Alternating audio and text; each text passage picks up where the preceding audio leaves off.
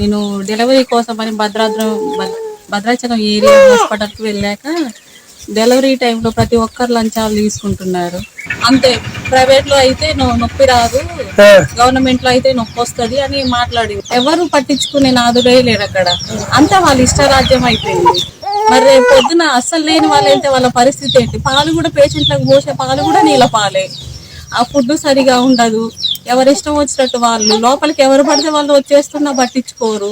చూసిండు కదా సర్కారు దవాఖాన్ల కథ ఎట్లున్నదో. భద్రాచలం సర్కారు దవాఖాన్ల అయితున్న ముచ్చట ఇది. కాన్పు కోసం పోతే రామగోస పెడుతున్నారట. అసలే నొప్పులతోని పానమంతా పుండోలనే ఉంటది. మీదికెళ్ళి డాక్టర్లు, అక్కడ పనిచేసే నర్సమ్మలు సూటిపోటి మాటలతోని సూదులు పట్టి పొడిచినట్టే చేస్తుండట. కాన్పు అయ్యి దవాఖాన్లకెళ్ళి బయటికి వెళ్లేదాకా ఇవే తిప్పలుంటున్నాయట.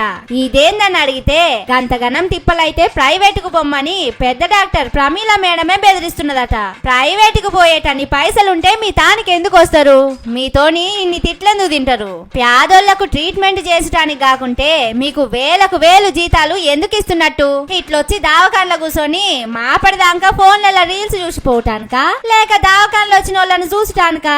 కానీ ఏ మాట కామాట మీ ఇంట్లోకి ఏమన్నా అయ్యి దావకాన్ల పడితే కూడా ఇట్లనే ప్రైవేట్ కు పోండ్రి, సినిమా డైలాగులు చెప్పకని మాట్లాడతారా? జర ఏ పని చేసినా మనుషులమని మతిలో పెట్టుకొని చేయాలి.